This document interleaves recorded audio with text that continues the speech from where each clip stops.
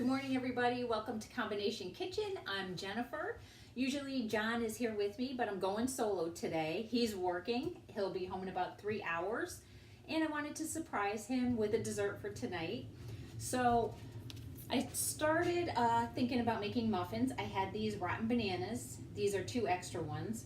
And I wanted to make muffins, banana muffins, because everybody knows you can use these to bake, make banana bread. They're better when they're rotten. So I was gonna make a banana muffin like I usually do, gluten-free oats, gluten-free flour, trying to keep it as healthy as I can. But a couple weeks ago, I made a bread pudding.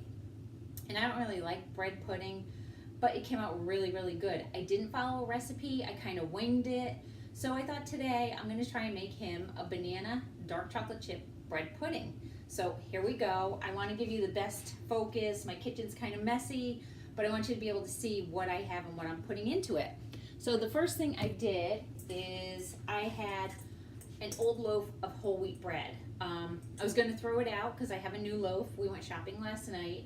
So rather than do that, I took the whole wheat bread and I took the crusts off and I cubed them. So this is about 6 slices of whole wheat bread. Okay, and then I took 2 of the bananas that were rotten and I mashed them up by hand using my hand masher. They were really, really soft. If you want them not so lumpy, you could use your KitchenAid if you have it, or your mixer, your hand mixer. Whatever you want to do is fine, but they were just so liquidy, I just figured it was easier to do that. So what I'm going to do first is I'm going to add eggs. My head's getting cut off just because I want you to see. So the best thing about the bread pudding that I like, and I found that works really good, is that you can make it however you like it. So if you like it a little more eggy, you can add an extra egg. If you like it a little drier, you can take out the liquids, make them less, maybe put 1 egg and maybe a 1/4 cup of milk at a time and make it more bready, a little more drier. If you don't like the eggy flavor, add 1 small egg and maybe more milk. There's just so much you can do with it. So for purposes of this recipe, I love it really custardy and eggy. The reason I like that, and I'm going to tell you really quick, is after I gave birth to my daughter Savannah, I was starving. It was like 6:15 in the morning. She was delivered and I was starving, wanted breakfast so bad. That's my favorite meal of the day. So they brought me the menu, after I held her and they did everything they had to do. I ordered like 5 things off the menu: pancakes, cereal, eggs, everything. And they say I slept through breakfast. They couldn't wake me up. So by the time I woke up, breakfast was over and I could not get what I wanted.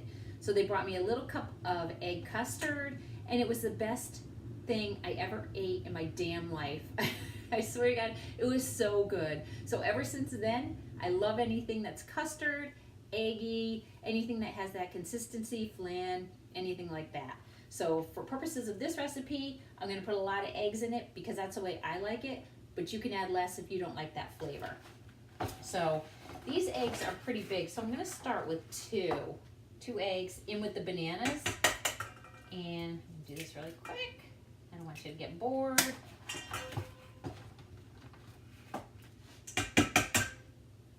So he'll be a surprise because he loves bananas and he loves chocolate. So I'm going to add the eggs for now. I'm going to add some almond milk. If I had heavy cream, I probably would add that. But I think last time I added the almond milk too, and I'm just going to kind of pour to get a little bit of, liquid. I'm not really measuring that. It's just kind of what I want. And I think I'm going to add 1 more egg because I kind of go by the color, and if it's a little more yellow, I kind of know that it's going to be a little more eggy. So I'm going to add 1 more egg to this. I know a lot of recipes also call for sugar, and John and I are trying to get a towel, stay away from white sugars as much as we can. It's pretty much impossible for us anyways to stay away from it. He loves chocolate, I love chocolate, I love peanut butter, so we eat things that do have sugar in it, although we try not to bake with it. I am going to add brown sugar instead because I like the flavor, I like the consistency. It's a little grainy, and that's fine with me. If you like white sugar, if you want to use honey, you can use maple syrup. I think last time I might have used maple syrup instead of the brown sugar, or with the brown sugar. I'm not sure, but you can fool around with it, and you can add whatever you want to sweeten it. Some people like stevia or artificial sweeteners, whatever works for you, whatever's best for you. I'm also going to add some vanilla. I don't really measure much just because I like the vanilla flavor. So I'm probably adding like 2 tablespoons, actually like 2 teaspoons of vanilla because I love that flavor. So I'm adding that. And next I'm going to add some melted butter. This is about 2 tablespoons of butter. And the reason that I'm going to add this is because I'm not adding salt to the recipe. And sometimes these things need just a little bit of salt. So I'd rather add the butter. I was going to add my healthier olive oil butter. But I just like the saltiness of this. So I'm going to add this butter.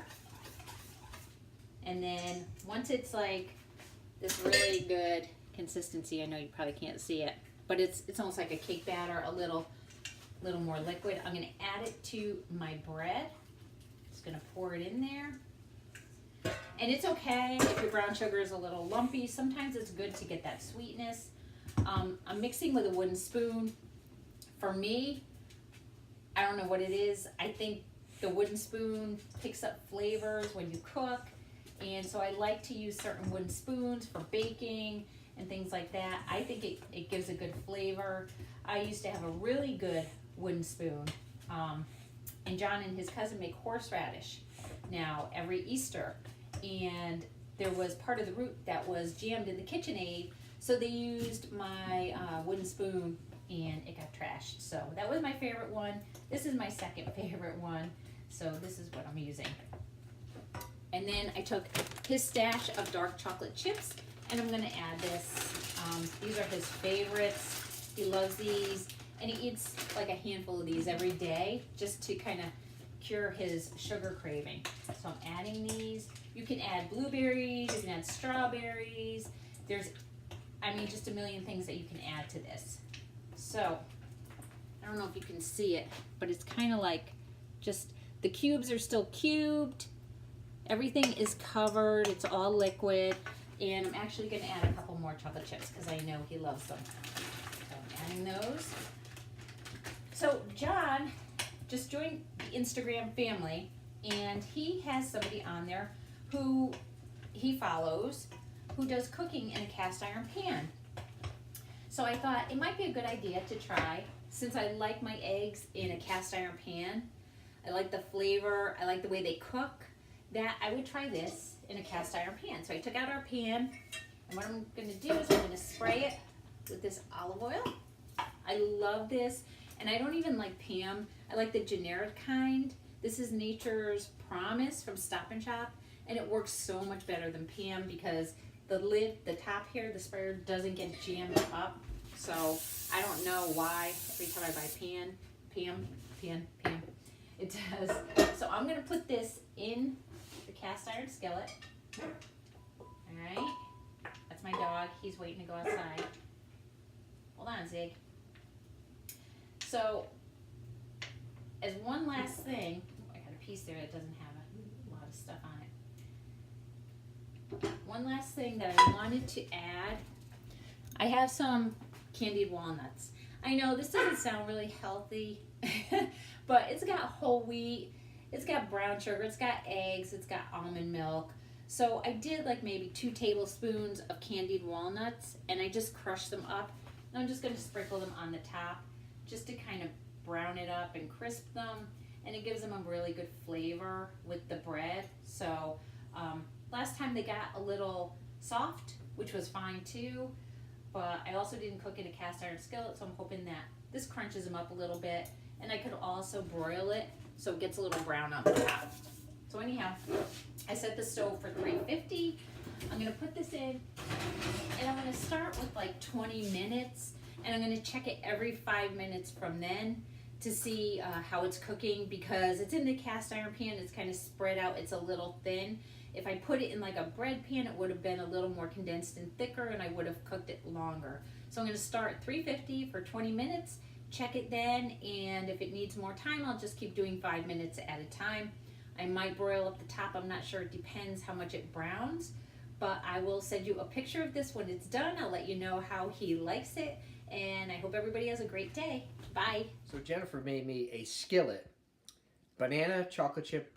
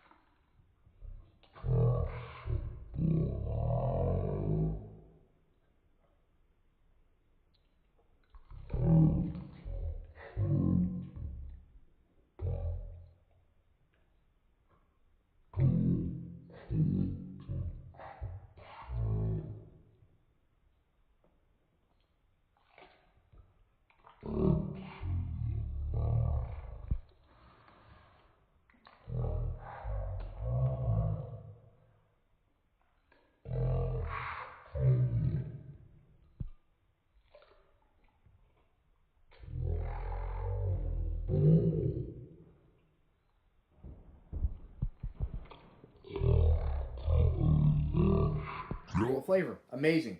Thank you, Jennifer. I love you.